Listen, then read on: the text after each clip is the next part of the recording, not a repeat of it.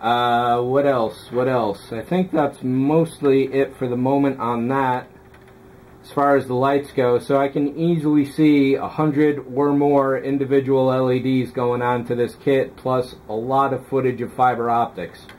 Possibly a few CMOS chips. Those are pretty cheap to get, 50 cents each at most, 5 for $1 usually. And I'll show you that as I get to those. What else? I'm all stocked up on LEDs. Over on eBay, I found a seller in Hong Kong that will send you shipped $45, 1,000 LEDs, all of your choice of color, red, green, blue. You tell him if out of that 1,000 you want 200 of each, 500 of one, 100 of another, 50 of a third. You get to pick all the ones you want. It's a really good deal. That makes 4.5 cents each for each of 1,000 LEDs. So they all come in these anti-static wraps. I've tested out a few here and there. They all work fine. Even if 80% of them were totally blown out, this would still be cheaper than buying them locally here in the States, and possibly anywhere else in the world too. So 4.5 cents each, less than a nickel for each one. If you're going to get into lighting, I'd really recommend getting some bulk purchases like that. These came with resistors. Those are in a different box. I don't have those on hand. But I'll be talking a lot more about this as we get into setting up all the lights. I've got a soldering tutorial that I've done before. I'll throw that into the mix and at least, you know, add that into a link somewhere so you can follow that up easily enough. And again, with this styrene wall, I may build a few others. Now, I'm definitely going to build a few others. I had to build this one because this is the exit way, and I don't know why or Mobius didn't throw that in there. I'm very strongly considering cutting out the outer hatch and making the ramp. That's almost a guarantee at this point, so that's going to be a bit of delicate work.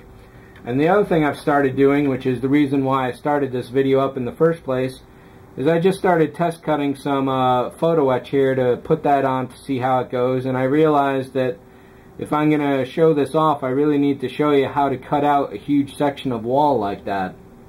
So let me move the camera around and we'll catch up with you in a second.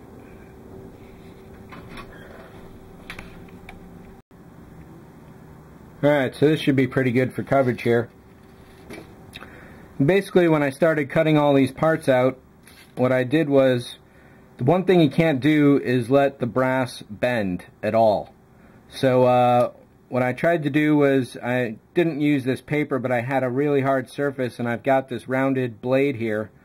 There are special tools for cutting photo etch, but I don't have them.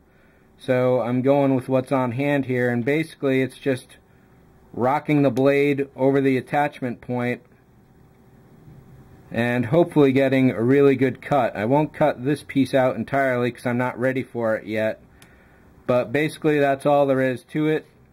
A straight edge blade such as this one obviously won't cut well because you don't have the angle going on, but with here this works really good. Just roll the piece over and it's ready.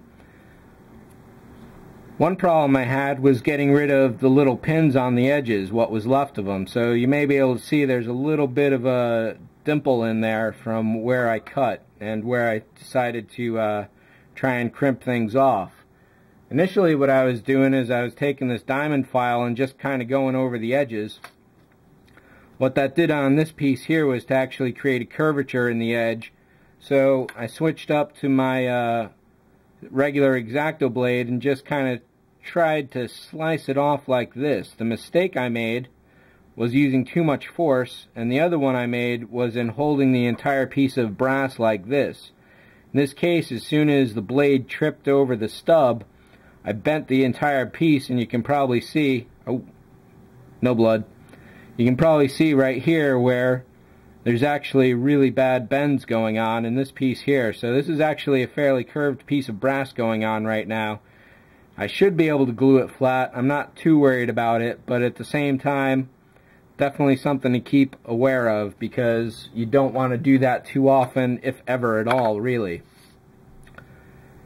And I realized that what I need to do is light up this wall panel here, because this is actually a TV monitor. So a really good trick for doing that is to drill a hole in each corner. You could start drilling more holes, but I did this on the slowest RPM for the Dremel, and as soon as the bit burst through the plastic, it flew out of my hands and just started spinning around the drill bit until I managed to shut it off. So fortunately I didn't go over the edges at all in any of those cases, but that seemed like a really good possibility. So what I'm going to do here now for you on the video, without hopefully slicing a finger off, is the next stage. And you can already see where I've cut through this on this side. Basically, you're just going to take a blade and cut from one hole to the other.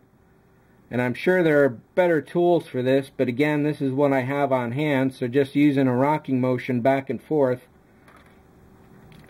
And not going too strong, and always keeping your fingers out of the way. So with all that effort right there, you can see I've barely gotten anywhere. So I would like to get some results going on. And this side should be a little better. Actually, you know what? Let's automate this process.